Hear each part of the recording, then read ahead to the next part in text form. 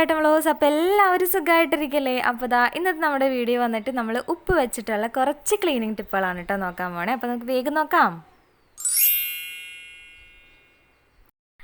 അപ്പോൾ നമ്മുടെ first tip വന്നിട്ട് നമ്മുടെ മരത്തിൻ്റെ ഡൈനിങ് ടേബിളോ മേശയിലൊക്കെ നമ്മൾ തണുത്ത വെള്ളം ഒഴിച്ചിട്ട് ഗ്ലാസ് കൊണ്ടുവയ്ക്കുക, അല്ലെങ്കിൽ നല്ല ചൂടുള്ള പാത്രങ്ങളൊക്കെ കൊണ്ടുവച്ചാൽ അതിൻ്റെ ആ പാടുകൾ കണ്ട് അങ്ങനെ റൗണ്ടായിട്ട് കിടക്കും. അപ്പോൾ നമുക്കത് എങ്ങനെയൊക്കെ നോക്കിയാലും ക്ലീൻ ചെയ്യാൻ പാടാണ്.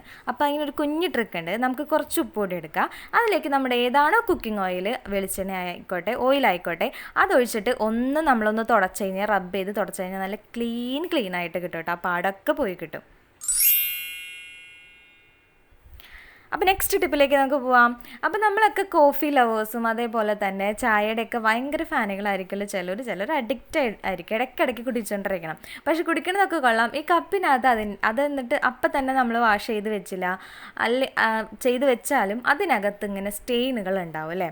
അതിൻ്റെ കറ, അതായത് ചായക്കറ എന്ന് പറയും, അതേപോലെ കാപ്പിയുടെ കറ എന്നൊക്കെ പറയും, അതെങ്ങനെ നിൽക്കും. അപ്പോൾ നമ്മൾ എന്തൊക്കെ ഇട്ട് ഉരച്ച് ജസ്റ്റ് സ്ക്രബും ഡിഷ് വാഷൊക്കെ ഇട്ട് ഉരച്ചാലും അത് പോകാൻ ഇത്തിരി പാടാണ്. അപ്പം നമ്മൾ എന്താ ചെയ്യേണ്ടതെന്ന് വെച്ചാൽ അതിനകത്തോട്ട് ലേശം ഉപ്പുപൊടി കപ്പിലേക്ക് ഇട്ട് കൊടുക്കാം. എന്നിട്ട് കപ്പിൻ്റെ ഉൾഭാഗത്ത് നല്ലപോലെ നമ്മൾ കൈ വെച്ചിട്ടാണ് കേട്ടോ ആദ്യം റബ്ബ് ചെയ്യുന്നത്. കൈ കൊണ്ട് നല്ലപോലെ റബ്ബ് ചെയ്ത് അങ്ങ് കൊടുക്കുകയാണ്. അപ്പോൾ വേണമെങ്കിൽ പുറത്തുമൊക്കെ ഒന്ന് റബ്ബ് ചെയ്തോ, പ്രശ്നമൊന്നുമില്ല കേട്ടോ. എന്നിട്ട് നല്ലപോലെ ഇതാക്കാം. അപ്പോൾ എൻ്റെ കപ്പിനകത്ത് ചെറിയൊരു ബ്ലാക്ക് ഒരു കുത്തുണ്ട്. അത് മേടിച്ചപ്പോഴേ ഉണ്ടായിരുന്നു കേട്ടോ. അതെന്താണെന്ന് അറിയാൻ പാടില്ല, അത് പോവില്ല കേട്ടോ. അപ്പോൾ അധികം സ്ട്രെയിനൊന്നുമില്ല, ഞാൻ ഇടയ്ക്കിടയ്ക്ക് ഇങ്ങനെ കളയുന്നതാണ്, അധികം കറിയൊന്നുമില്ല. അപ്പോൾ ഞാനിപ്പോൾ 2 കപ്പാണ് എടുത്തേക്കുന്നത്. അതിലേക്ക് ഇങ്ങനെ നല്ലപോലെ റബ്ബ് ചെയ്ത് കൊടുക്കാം. മിക്കതും ഈ സെറാമിക്കിൻ്റെ കപ്പുകളിലാണ് ഇങ്ങനെ ആ ഒരു കറ അങ്ങനെ പറ്റി പിടിച്ചിരിക്കുക അല്ലേ. അപ്പോൾ അതിനെ നമ്മൾ അവിടെ വെക്കാം. ഇനി നമ്മളൊരു 10-15 മിനിറ്റ് അതിനങ്ങനെ വിട്ടിട്ട് അതിന് ശേഷം അതിങ്ങനെ ഒരു നമ്മുടെ സ്ക്രബ്ബർ എടുത്തിട്ട് നമുക്ക് ഉരച്ചങ്ങ് കൊടുക്കാം കേട്ടോ. അപ്പോൾ ഉരയ്ക്കുമ്പോൾ തന്നെ അറിയാം അതിനകത്ത് ആ ഒരു കറയുടെ ആ ഒരു കളറോട് കൂടെ തന്നെ സാധനം ഇങ്ങനെ പോന്നുകൊണ്ടിരിക്കും. നല്ല സിമ്പിളായിട്ട് നമുക്ക് ആക്കിയെടുക്കാൻ പറ്റും. അപ്പോൾ സ്ക്രബ് ചെയ്ത് വെച്ചിട്ടുണ്ട്. ഇനി അതിലേക്ക് ഇളം ചൂടുവെള്ളം അങ്ങ് ഒഴിച്ചു കൊടുക്കാം. നല്ല അധികം ചൂടുള്ളതൊന്നും ഒഴിക്കേണ്ട, ഇളം ചൂടുവെള്ളം മതി കേട്ടോ. എന്നിട്ട് ഒഴിച്ചിട്ട് നമുക്കൊന്ന് വാഷ് ചെയ്തെടുത്ത് കഴിഞ്ഞാൽ നമ്മുടെ ആ കറിയും കാര്യങ്ങളൊക്കെ പോവും. നല്ല പുതുപുത്തൻ കപ്പായിട്ട് ആളിരുന്നോളൂ കേട്ടോ. അപ്പോൾ എളുപ്പമല്ലേ, ഒരു ഇത്തിരി ഉപ്പുപൊടിയുടെ കാര്യമല്ലേ ഉള്ളൂ. കുറച്ച് നേരം വെച്ച് കഴിഞ്ഞാൽ നല്ല കിടിലനായിട്ട് നമ്മുടെ വെളാന്നായിട്ട് കിട്ടുന്നത് കണ്ടാൽ തന്നെ അറിയാം അതിൻ്റെ ഉള്ളിലെ കറിയും കാര്യങ്ങളൊക്കെ പോകും. അപ്പോൾ ചിലവർ ഇതിൽ ബേക്കിംഗ് സോഡയും കൂടി ആഡ് ചെയ്ത് ചെയ്യാറുണ്ട്. അത് ആഡ് ചെയ്തില്ലെങ്കിലും കുഴപ്പമൊന്നുമില്ല, ചെയ്താലും കുഴപ്പമൊന്നുമില്ല. ഉപ്പ് തന്നെ ആയാലും നല്ല കണ്ടീഷനായിട്ട് അങ്ങ് ക്ലീൻ ആയിക്കോളൂ കേട്ടോ. അപ്പോൾ നമുക്ക് അടുത്ത ടിപ്പിലോട്ട് അങ്ങ് പോവാം.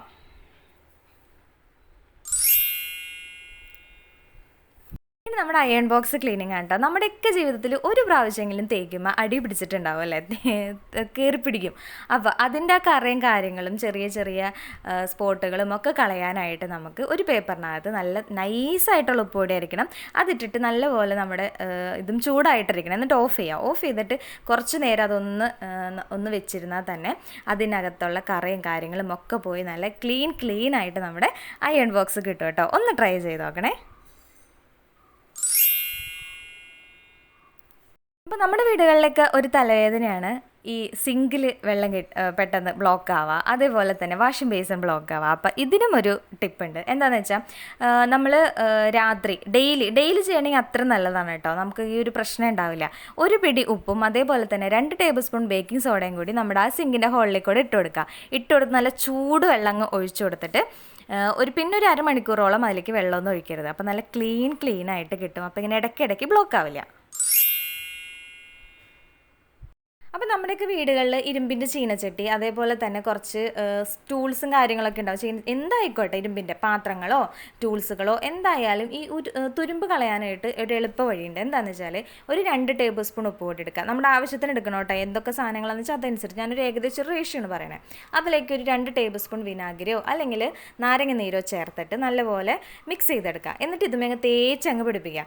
എന്നിട്ടൊരു 1-2 മണിക്കൂറും നല്ലപോലെ വെയിലത്തങ്ങ് വെച്ചിട്ടുണ്ടല്ലോ, തുടച്ചങ്ങ് എടുത്താൽ തുരുമ്പൊക്കെ അങ്ങ് പമ്പ കിടന്നോളൂ കേട്ടോ. ഒന്ന് ട്രൈ ചെയ്ത് നോക്കിക്കോ. ഇനി വിയർപ്പ് കൊണ്ട് ഒത്തിരി ഉടുപ്പുകൾ ഇങ്ങനെ നമുക്ക് ഉപേക്ഷിക്കേണ്ടി വരും. കാരണം എന്താണെന്ന് വെച്ചാൽ നമ്മുടെ അണ്ടർ ആംസിൻ്റെ അവിടെയൊക്കെ വിയർത്തിട്ട് അതും അങ്ങനെ കറ പോലെ വരും അല്ലേ. അപ്പോൾ അത് കളയാനായിട്ട് നല്ല ചൂടുവെള്ളം എടുക്കുക. 1 ലിറ്ററോളം നല്ല ചൂടുവെള്ളം എടുക്കുക. അതിലേക്ക് 1 ടേബിൾ സ്പൂൺ ഉപ്പ് കൂടി ഇട്ട് നല്ലപോലെ മിക്സ് ചെയ്യാം.